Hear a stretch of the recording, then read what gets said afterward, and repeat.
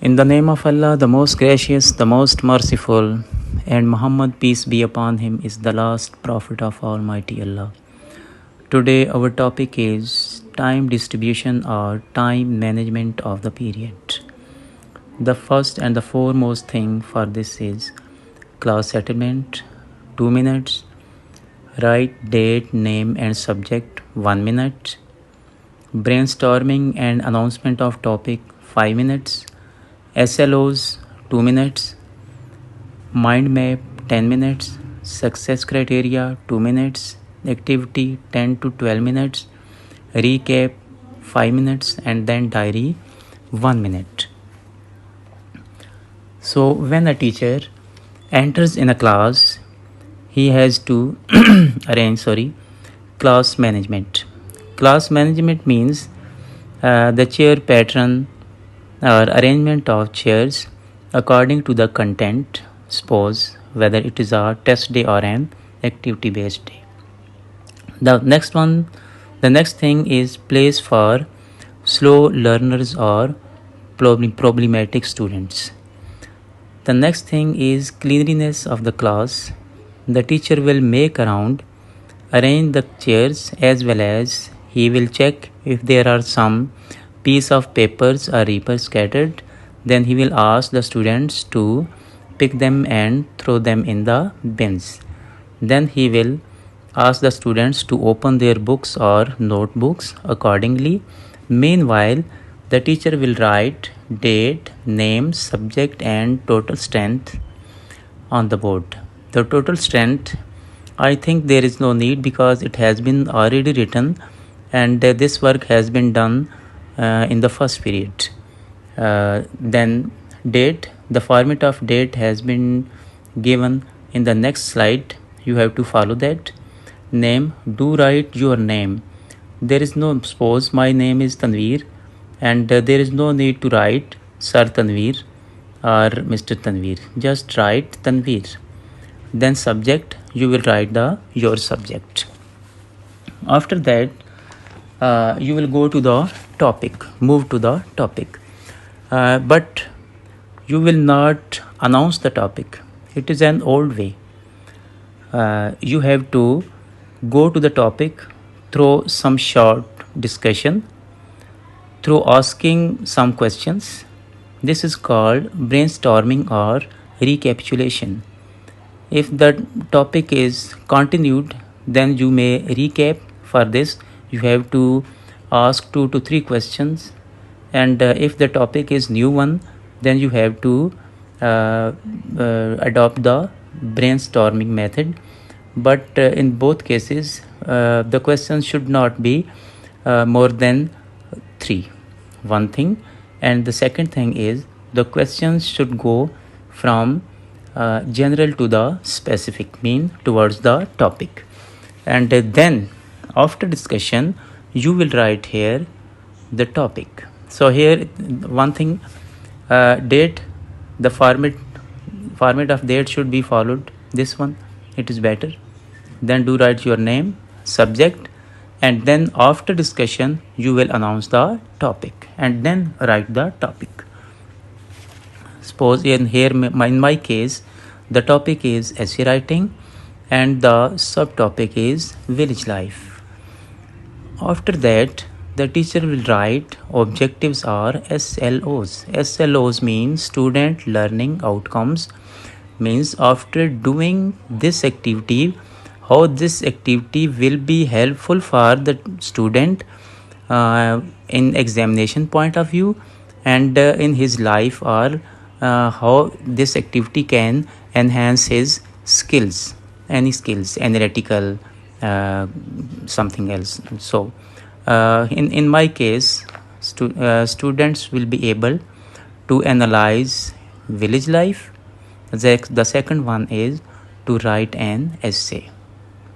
After writing SLOs, you will go to the explanation.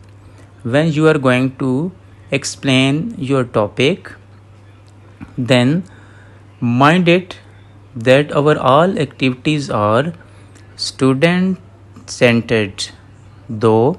So The students' involvement must be maximum. When the teacher has written the topic, then he has to adopt what kind of way he is going to explain that topic. Suppose cloud method, suppose some model he has taken from somewhere. If there is some aviad whatsoever he likes, and for that he will invite the students to feed to give him the feedback, and then he will write all the explanations according to the requirements. Suppose in my case, the village life, here is some mind map. So the students will help me to for the intro mean introduction of the village life, then nature and the village life, then people in the village life, then environment of the village life, then culture, then merits and demerits of the village life, and at the end, conclusion of individuals. It is an open. Each and every student has his own vision, and he can make a conclusion, general as well as specific. So this one is the explanation. After explanation, you will go towards the activity. But before going to the activity in a written way, the students, you will mind the students to keep the success criteria and its points in their mind.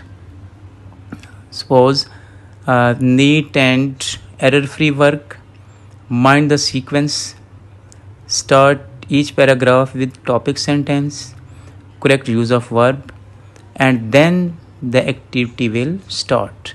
Here, the teacher can help them out.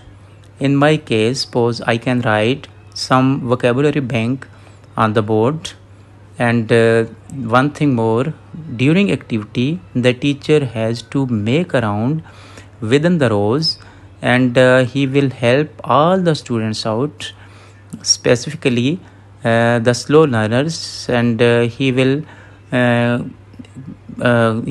point out their errors and then rectify their errors. Even this activity will be fruitful for the students in compiling or in writing their topic or whatsoever the activity has been given to them. So after activity, there will be a recapitulation of the topic. Mind one thing, both recapitulation and the first explanation, both should be explained in different way. In my case, if you are writing in a cloud or some other format in mind map, first one you have explained, then in the next case you will write in the flow chart, and vice versa.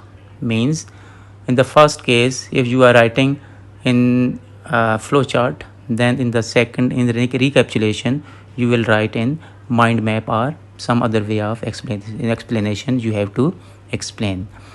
And then here the students will be invited to write and to help the teacher to write all the points again for the memory, for the strengthen their idea, strengthen their learning what they have learned today.